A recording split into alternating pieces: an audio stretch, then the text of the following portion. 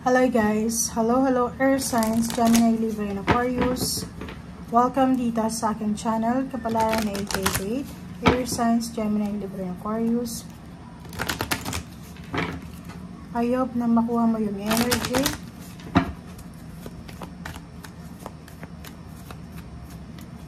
Air Signs, Gemini, Libra, and Aquarius.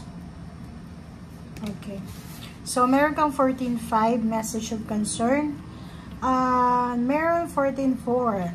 So, sinasabi yan sa'yo na posibleng sa araw na ito, if for example, ikaw yan na may karelasyon ka, long distance relationship, or pwedeng may mga magkakarelasyon ditong nagbabalak magpakasal, nagbabalak magpatayo ng bahay, nagbabalak mag-travel together, siguro magkakaroon kayo ng hindi magandang pagkakunawaan sa araw na ito. So, pwedeng makatanggap ka ng text or chat or call na hindi masyadong maganda sa pandinig mo or sa pakiramdam mo. So, nakikita ko na posibleng yung dalawang taong ito na nagmamahalan ay posibleng isa sa kanila ay pwedeng gusto nang magkaroon ng baby or gusto nang magkaroon ng or bumuo ng pamilya. Pero posibleng may bad news na parang gano'n na hindi pa, like nag-aantay ka na kung buntis ka, siguro hindi pa ito yung oras para dyan.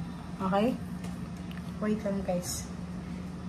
Biglang namamatay ang ilaw.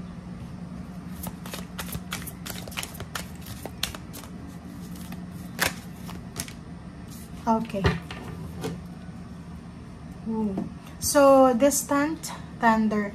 So, yun. So, nakikita ko sa'yo dito. Mag-iingat kayo kasi posibleng sa araw na ito, mayroong bagay kayong hindi pagkakunawaan ng iyong karelasyon na pwedeng silosan or pwedeng yung relationship nyo is hindi masyadong open, na kailangan ng communication. Siguro yun, yung distant thunder is clear the air. Ibig sabihin, kailangan yung ayusin yung communication. Kailangan yung ayusin yung pag-uusap nyo. Mag-uusap kayong dalawa. View from above. Get the big picture. Atong card na to is parang nagsasabi sa'yo na yung mga plano nyo sa buhay, if ever na hindi pa siya nagsasucceed sa ngayon, like feeling nyo ang tagal-tagal naman.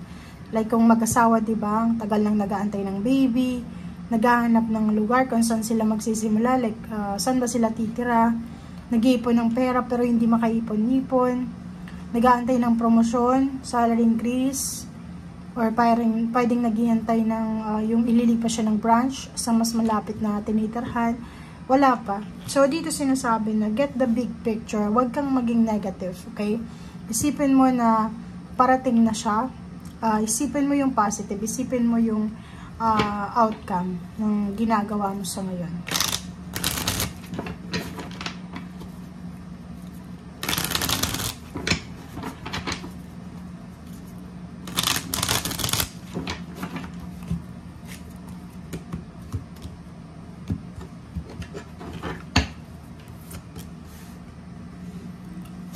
King of Wands.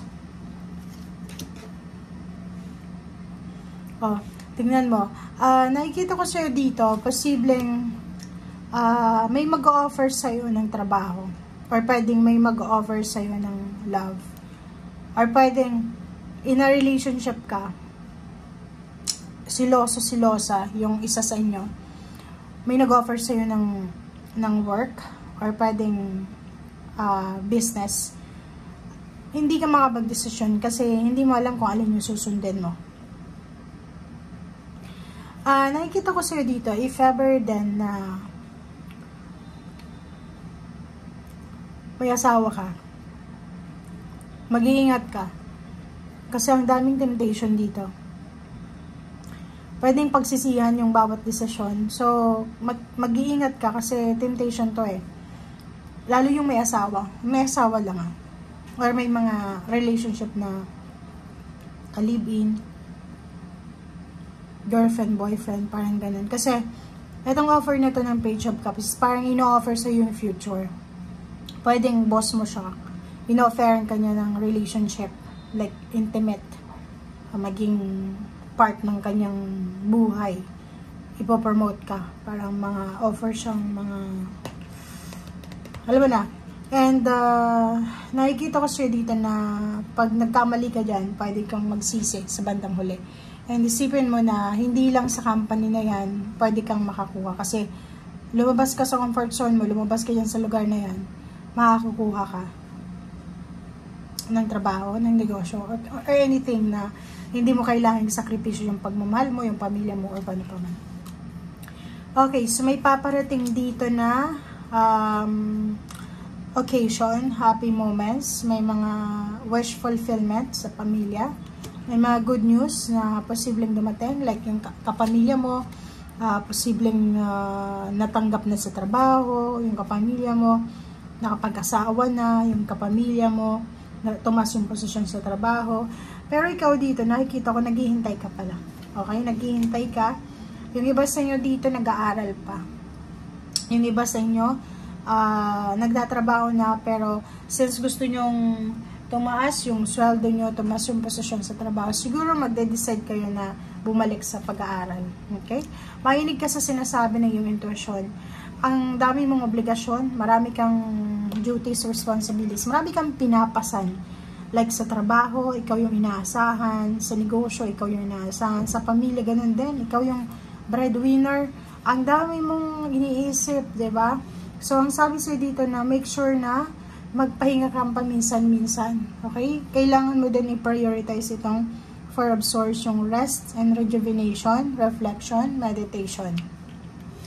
Kasi, yung Queen of Wands, sinasabi na, okay, makukuha natin yung financial freedom, yung pera, makukuha mo yung pera, but ang problema dyan is, after mong makuha yung pera sa sobrang pagtatrabaho, baka maubos din yan sa pagpapagamot kung ikaw ay magkasakit. So, make sure na balanse. Nagtatrabaho, nagpapahinga,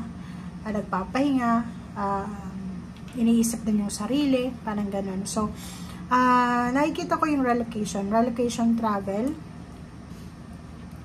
Moving on, hahanapin mo talaga kung saan ka magiging stable sa usaping pera. Nakikita ko sa'yo dito. So, isa confirmation guys na may posibleng travel kayong gagawin. Lilipat ng bahay, lilipat ng trabaho, mag-move in together. Yung dalawang taong nagmamahalan, pwedeng mag-move in together sila.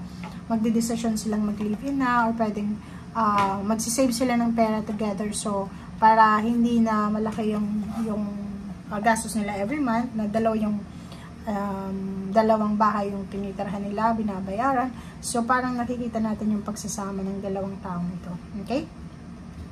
So, meron din ditong mga relationship na pwedeng mag-blossom sa pamamagitan ng pagta-travel together, or pwedeng makakatagpo ka ng karelasyon sa pagbabiyahe mo. Like sa aeroplano, sa kung ano ba, sa bus, or pwedeng sa ship. Okay? Thank you guys. Bye!